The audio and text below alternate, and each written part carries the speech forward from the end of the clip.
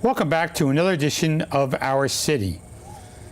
A few things going around the city of Elizabeth this week. First, I would like to wish all of the young people a back-to-school hello, and I hope you all enjoy and have a safe and productive new school year here in the city of Elizabeth as students start up school not only here in the city of Elizabeth, but throughout the region.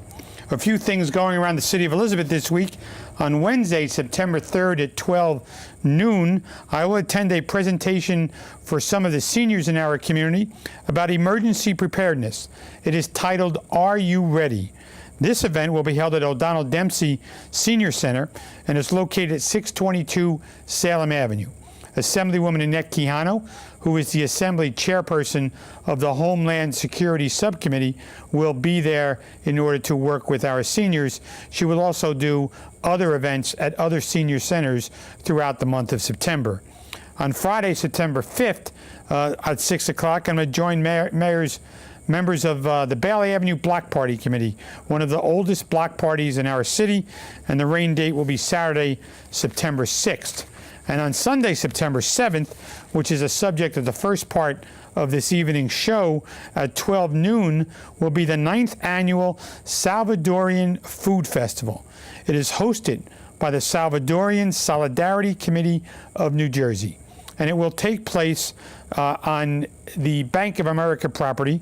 There will be food and entertainment for the whole family. For more information, please contact Corey Flowers at 732-877-0907. And after these messages, we're going to talk more about on tonight's show. If you have any more information you would like from our Public Information Office, you may call 820-4124. So please stay with us after these messages.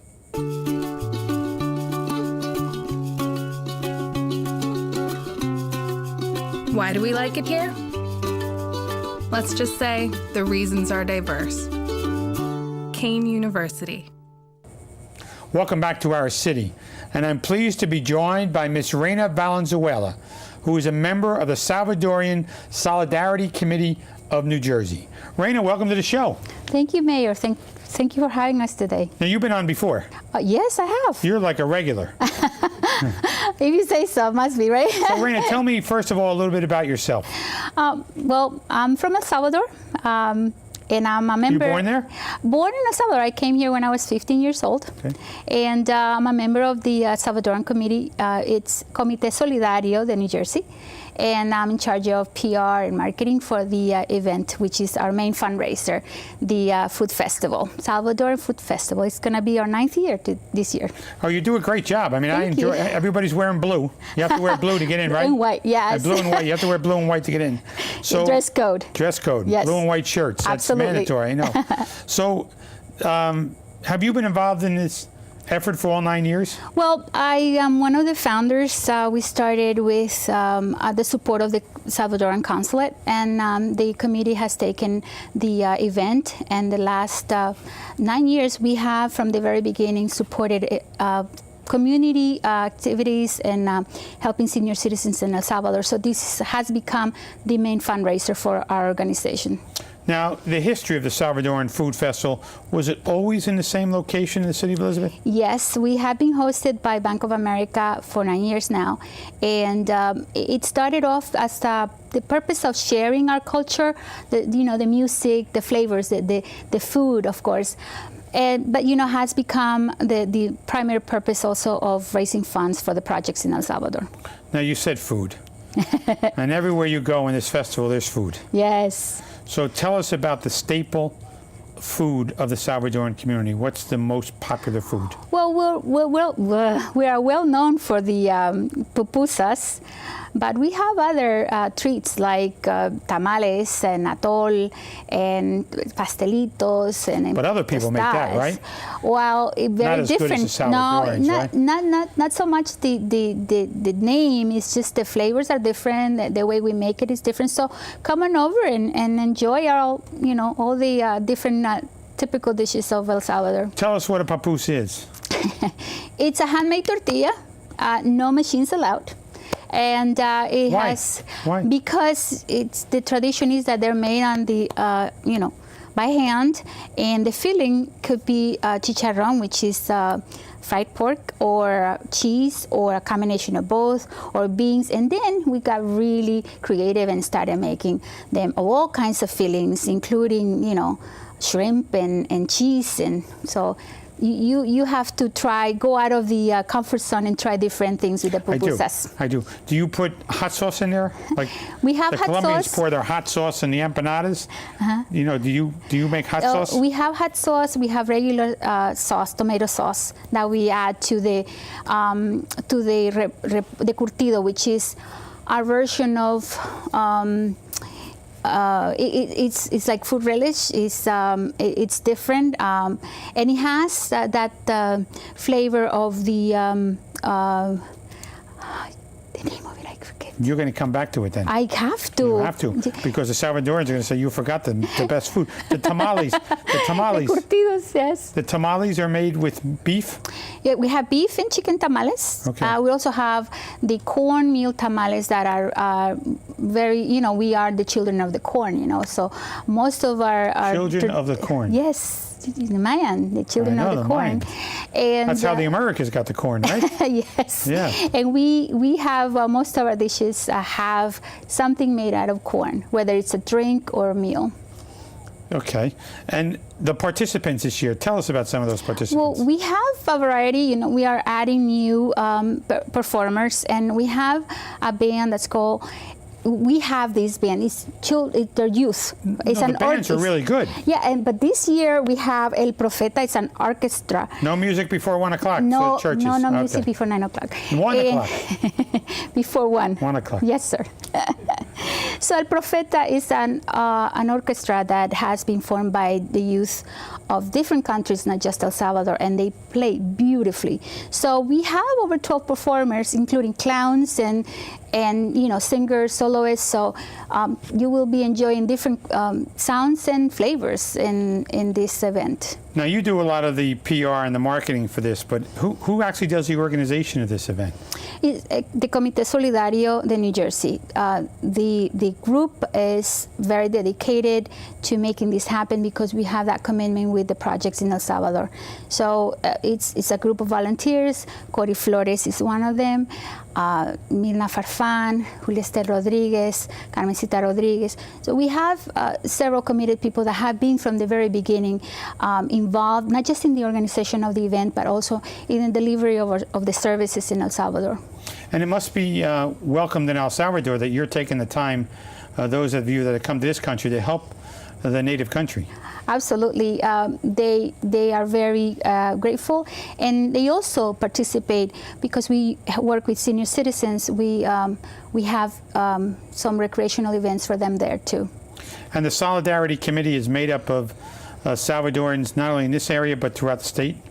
Well, throughout the state of New Jersey, and we have some that either have relocated or have heard about us, and they are in El Salvador, so they help out too. And how do you pick the causes that you're going to help in El Salvador? Well, this one has become a very dear to us, the cause that we have supported for 9 years now, the Senior Citizen Center in Huayua, Sonsonate. This center has over 65 seniors right now. Some of them are homeless. Not all, and we started by helping them rebuild their center, and then we added the nutritional program, which feeds them. We have food for them 6 days a week, and now we're thinking of adding other programs, health programs, so they can have regular checkups, and hopefully, if we raise enough money, we would like to build shelter because some of them are truly homeless and they don't have a place to go at night. So, have you ever seen this facility?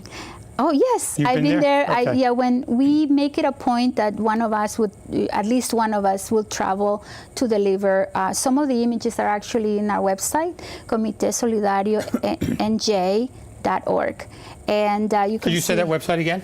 Comitesolidarionj.org. It's Salvadoran Committee, Solidarity Committee in Spanish. I'm sorry. Oh, I got it. You got it. That was easy to get. That wasn't a problem. So, the audience, the people who come there, the Salvadoran community knows all about it, and you consistently try to attract others to enjoy the Salvadorian culture. We do. 75% approximately are Salvadorans and their families, but we have from all cultures and I shouldn't say all Salvadorans, Hispanics, of all nationalities. But now we have a lot of people from different cultures and ethnic backgrounds and races coming and joining us to learn about the Salvadoran culture and enjoy that day. So if you have good weather, which you've always had. Thank God. Pray for good weather. It always happens. I think the sun shines on the Salvadoran people that day.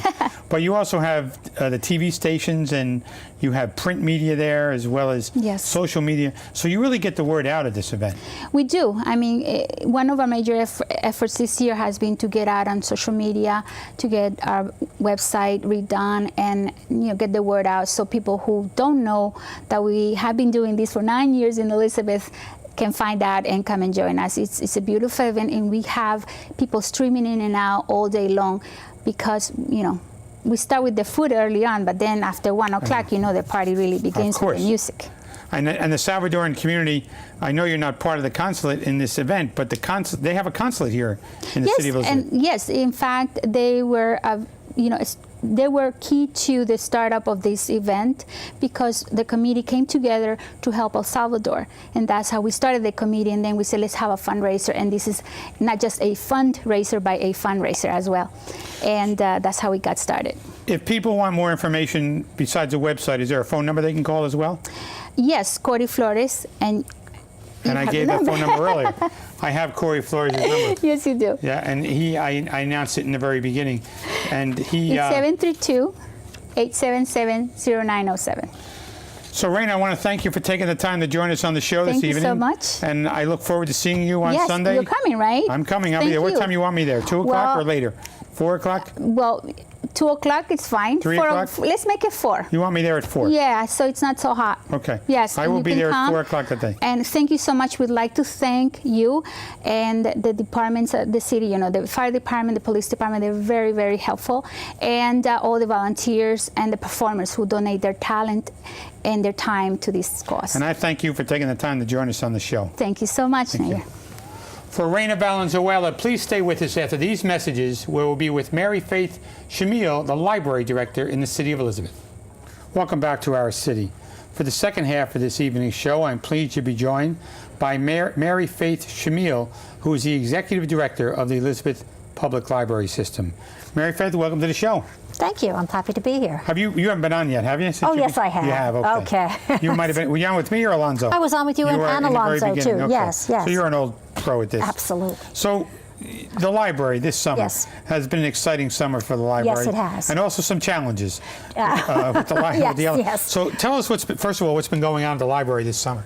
What's been going on besides, issues with the elevator and lack of air conditioning and things like that? We've had such positive response from the community when it comes to our children's programs. We've got 25% higher participation this year than we had last year, and this is really exciting for us. We've had things like a book bingo for the children and for adults, and we brought in altogether 300 people for those events. We've had make it and take it crafts, and those have brought in close to 250 people for the different events we've had. So that's really exciting for us to have the children come in. What is book bingo? Book bingo. It's like bingo, but you win books as prizes. You really? Yeah, you'll have to come play. We do it for adults and teens on Friday mornings. Oh, you do? Yeah, yeah. So come join us if you want. You never know what you might win as a book. Yeah, I like to read, so it's... So you basically take outdated books? Is that were books that have been donated? Books that have been donated, generally, yes. And sometimes we have them from publishers as galleys or things like that, and we might give those out as prizes as well. Okay, that's good. Yeah. So, and you got a great response this year, and that was all during the summer? Yes, all during the summer, yes. And special things for teenagers? We have a couple of great people working with us on the teen programs right now, and one of the things we're doing for teens is a zine, which is short for magazine, so it's, a self-created anticipated publication. And the kids are making that. They're putting in drawings and art and poems and an array of things, short stories, anything they want. And the teens can come to the library at set times to work on this, or they can do their work at home and then bring it in. Then we're going to assemble it. Right now we have a print run. We're anticipating a print run of 100 copies. So all the teens, there's about 20 of them participating, and they'll come to the final party that we'll have the last week in August, and they'll get copies of the zine for themselves, take home with their friends and share and show off what they did over the summer. So that's a really fun thing. We also ran a survivalist program for the teens. It was a one-day thing, just like an hour, where the teens were told what to do in the event of lack of water or lack of heat or any other emergency situation that would arise. And one of our own staffers presented that program because he's very into that. Speaking of lack of water and lack of heat, you had your challenges, one with the elevator and one with the air conditioning. Yes, yes. Both at separate times and even a little overlapping. Yes. Tell us about the elevator, first of all, because you and I have chatted about that on a couple of occasions based on some patrons who were not happy. Yes. Right now the elevator is functioning. We have an okay from Otis that it's working okay, but it is still over 50 years old and it needs to be replaced. We've gone out to bid, but we have not yet awarded the contract. There's a couple of concerns about some of the elements that were in the specs, so there's some concern about it being able to award it right now. But the sooner we can award it, the sooner we can get in with an all-new elevator for the public. It's really important. It is. I mean, that elevator, I remember being on an elevator when the building first opened 50 years ago as a school kid. Yes, yes. And it's, you know, it's a hardworking elevator and it's getting tired, so we need to replace, you know, a lot of the elements. And the air conditioning also went down at a period. In the main, we're talking both in the main library.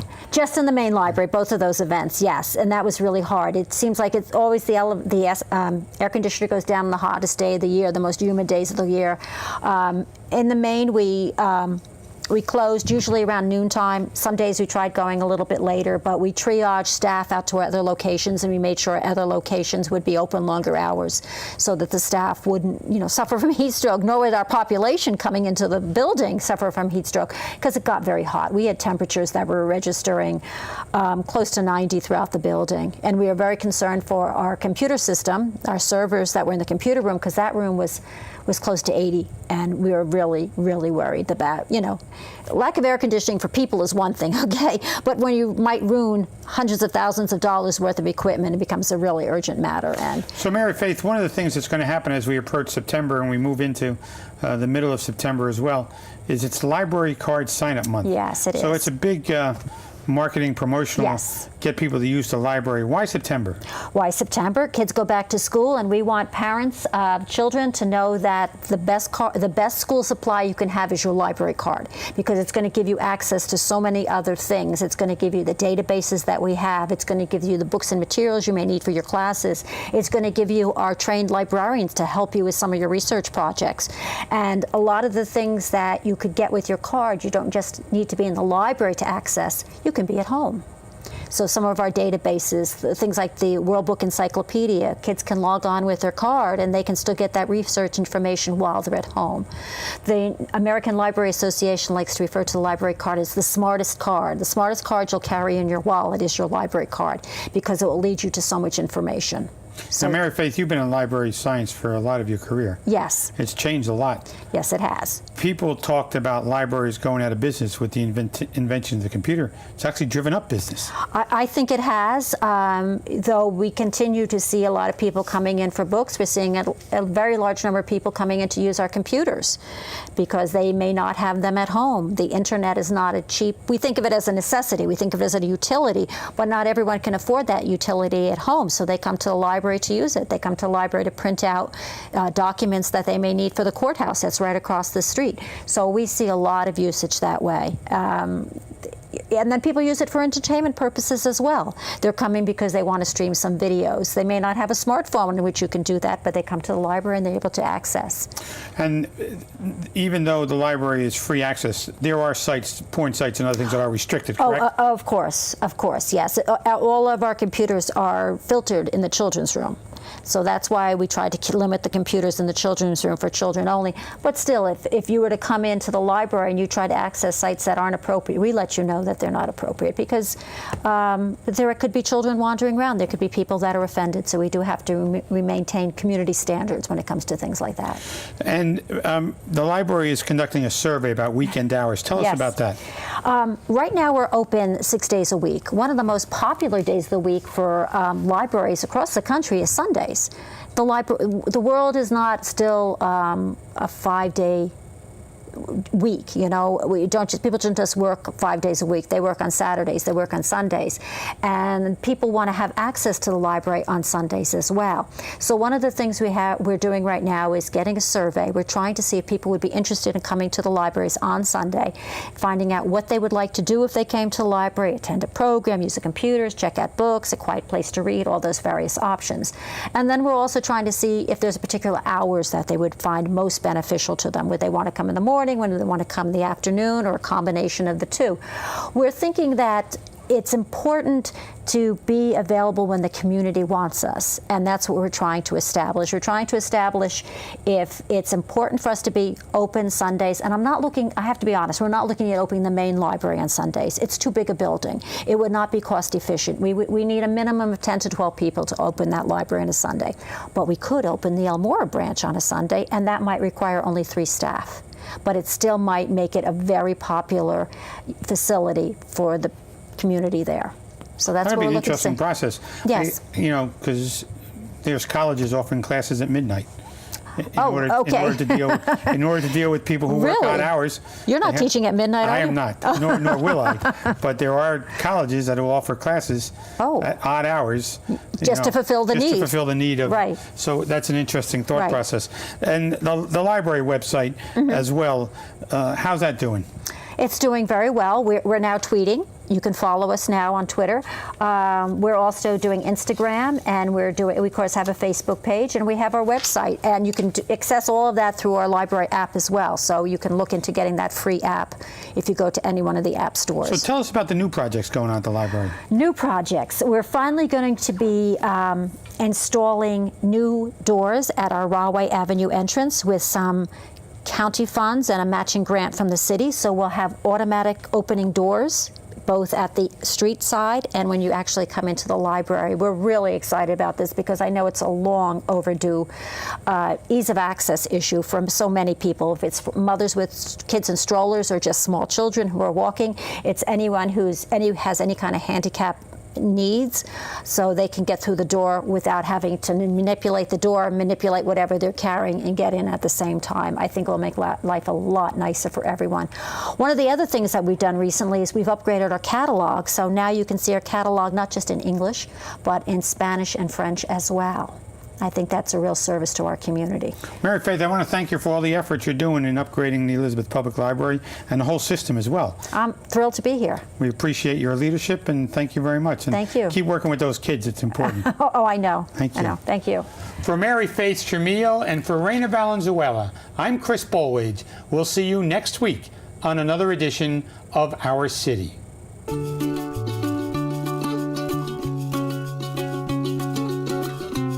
Offering everything you could want from college, including a life. Kane University.